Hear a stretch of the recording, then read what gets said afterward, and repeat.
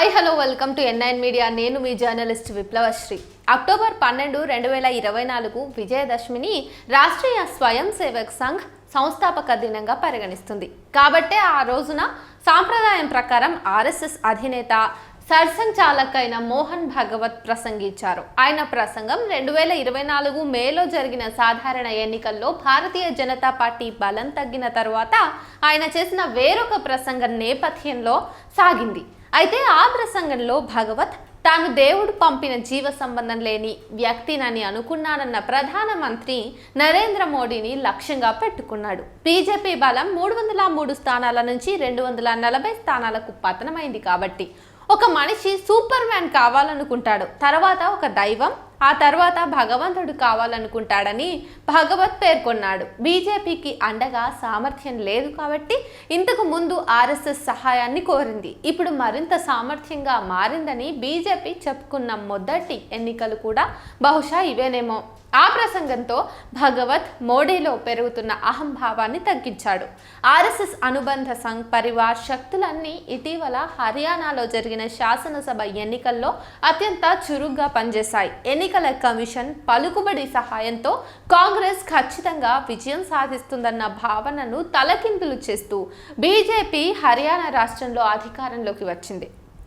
ఇప్పుడు బీజేపీ ఇతర పార్టీలు పాలించే రాష్ట్రాలను తీసుకుని ఆర్ఎస్ఎస్ లక్ష్యాలను, హిందూత్వ రాజకీయాల ముఖ్యాంశాలను వివరిస్తూ తన విజయదశమి ప్రసంగంలో భగవత్ బీజేపీ విధానాల్ని పునరుద్ఘాటించాడు.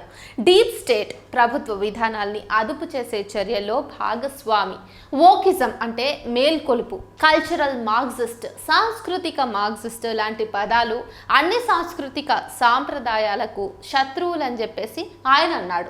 విద్యా సంస్థల్ని వారి అదుపులోకి తెచ్చుకోవడమే వారి మొదటి విధానం. తరువాత వారు సమాజంలోని ఆలోచనలు, విలువలు, విశ్వాసాలను ధ్వంసం చేస్తారు.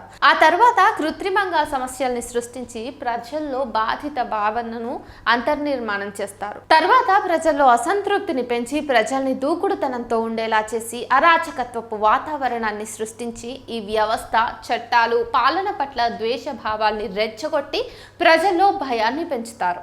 అప్పుడు దేశంపై ఒకరి ఆధిపత్యాన్ని సృష్టించడం తేలిగ్గా జరిగిపోతుంది. ముఖ్యంగా తక్కువగా జనాదరణ పొందిన పదం వోకిజం. సామాజిక, రాజకీయ అన్యాయాల పట్ల సున్నితంగా ఉండే ప్రజల ప్రవర్తన దృక్పథాలకు ఎక్కువగా మితవాదులు అవమానకరమైన రీతిలో ఉపయోగిస్తారు.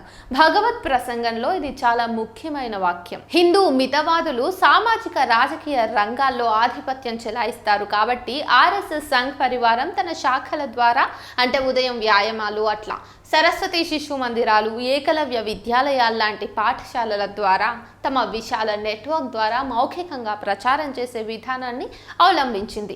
ఈ విధానం సాంప్రదాయవాదం, కుల, లింగ, శ్రేణిగత వ్యవస్థలను ప్రోత్సహించే సామాజిక లోకజ్ఞానాన్ని ప్రభావితం చేస్తుంది. బీజేపీ ఐటీ సెల్, కార్పొరేట్ రంగం అదుపు చేసే మీడియా ద్వారా సమాజంలోని ఓ పెద్ద భాగం ఆలోచనలను హిందూ జాతీయవాద బోధనలు రూపుదిద్దుకుంటున్నాయి. ఇప్పుడు వోకిజం అంటే అర్థం ఏంటి? ఇది న్యాయబద్ధమైన సమాజాన్ని కోరుకుంటుంది. ఇది కులం, మతం, వర్ణం, భాషల ఆధారంగా చూపే వివక్షతకు వ్యతిరేకంగా ఉంటూ మానవ హక్కులకు మద్దతుగా నిలుస్తుంది. అందరి సమానత్వం కోసం ఉన్న ఈ హక్కులు హిందూ జాతీయవాద రాజకీయాల్లో ముఖ్య భాగంగా ఉన్న బ్రాహ్మణవాద విలువల్ని బంధిస్తాయి. దీనిని కొంతమేరకు సాధారణీకరణ చేయటానికి మతం దుస్తుల్లో తమను తాము కవాతు చేయించే ఇలాంటి అన్ని రాజకీయ ధోరణులు, అంటే తాలిబాన్లు, ముస్లిం బ్రదర్హుడ్, శ్రీలంక, మయన్మార్లలో బౌద్ధ మతం పేరుతో చేసే రాజకీయాలు, క్రైస్తవ ఛాందసవాదాలు అసమానత్వాన్ని ప్రోత్సహిస్తాయి. స్థానిక పరిస్థితులపై ఆధారపడి వారు భిన్నమైన వ్యక్తీకరణలు కలిగి ఉంటారు. మరో విధంగా హిందూ జాతీయవాద భావజాల స్థాపకులు మనుస్మృతి దళితులు, మహిళలు, దళితుల్ని లొంగదీసుకుంటుందనే కారణంగా దాన్ని స్తుతించారు. ఆర్ఎస్ఎస్ కూడా క్రైస్తవులను, ముస్లింలను విదేశీయులుగానే పరిగణిస్తుంది. 1984లో జరిగిన సిక్కుల ఊచకోతకు రహస్యంగా మద్దతు పలికిందన్నటువంటి ఆరోపణలు కూడా ఆర్ఎస్ఎస్ పై ఉన్నాయి. సమాజంలో అనేక సామాజిక ఉద్యమాల ప్రయాణ లక్ష్యంగా ఉన్న సమానత్వ విలువల కోసం ఎదురు చూసే వోకిజం అంటే మేల్కొల్పును మితవాద రాజకీయాలు చెడుగా పరిగణిస్తాయి. అందుకే ప్రజాస్వామ్యం అనేది అణగారిన వర్గాల ఉద్యమాల కోరికగా ఉంటుంది. దళిత, మహిళ, ముస్లింల ఉద్యమాలను భారతదేశంలో హిందూ జాతీయవాదులు చిన్నచూపు చూస్తుంటే, ఛాందసవాద శక్తులు పాలించే అంటే ముస్లింలు మెజారిటీగా ఉండే దేశాల్లో మహిళలే ప్రధాన లక్ష్యాలుగా ఉన్నారు. ఆర్ఎస్ఎస్ సమానత్వ విలువలను ప్రాచీన స్వర్ణకాలం విలువలు అంటే అసమానత్వ విలువలతో భర్తీ చేయడానికి అనుకూలంగా ఉంటుంది. అణగారిన వర్గాల వారి హక్కులను ముందుకు తీసుకుపోయే ఉద్యమాలు, భావాలకు అది వోకిజం అనే పదాన్ని ఉపయోగిస్తోంది. ఆర్ఎస్ఎస్, బీజేపీ మధ్య ఉన్న అంతర్గత కలహాలు, వారి కుటుంబ సమస్య, ఆ రెండింటి ప్రాథమిక విలువలు ఒకే విధమైనవి. అవి అహంభావ సమస్యలైనప్పటికీ కూడా మిగతా విషయాల్లో బీజేపీ ఏం చేస్తే భగవద్ దానినే మళ్ళీ చెబుతాడు. ఆయన బీజేపీయేతర పార్టీలు పాలించే రాష్ట్రాలను విమర్శిస్తాడు. ఈ కారణంగా నేడు పంజాబ్, జమ్మూ కాశ్మీర్, దేశానికి వాయువ్య సరిహద్దులోని లడఖ్, సముద్ర సరిహద్దులో కేరళ, తమిళనాడు, బీహార్ నుండి మణిపూర్ వరకు ఉన్న పూర్వాంచల్ మొత్తం కలత చెందిందని ఆయన అన్నాడు. ఆయన లడఖ్, మణిపూర్లను ఒకే కేటగిరీలో చేర్చినప్పుడే అసలు రహస్యం బయటపడింది. కుకీలకు, ముఖ్యంగా మహిళలకు వ్యతిరేకంగా జరిగిన దారుణమైన హింసను మణిపూర్ చూసింది. బీజేపీ ప్రభుత్వం నిరాసక్తత మరింత కలవరపెడుతోంది. లడఖ్కు సంబంధించినంత వరకు పర్యావరణ పరిరక్షణ కోసం, సమానమైన పౌరసత్వం కోసం జరిగిన ఉద్యమాలను మనం చూసాం. అవి పోరాటాలు చేయటానికి తగిన కారణాలే. ఈ పోరాటం ఎంత శాంతియుతంగా జరిగింది. బ్రహ్మాండమైన సోనం వాంగ్చుక్ నాయకత్వాన్ని సువర్ణాక్షరాలతో లిఖిస్తారు.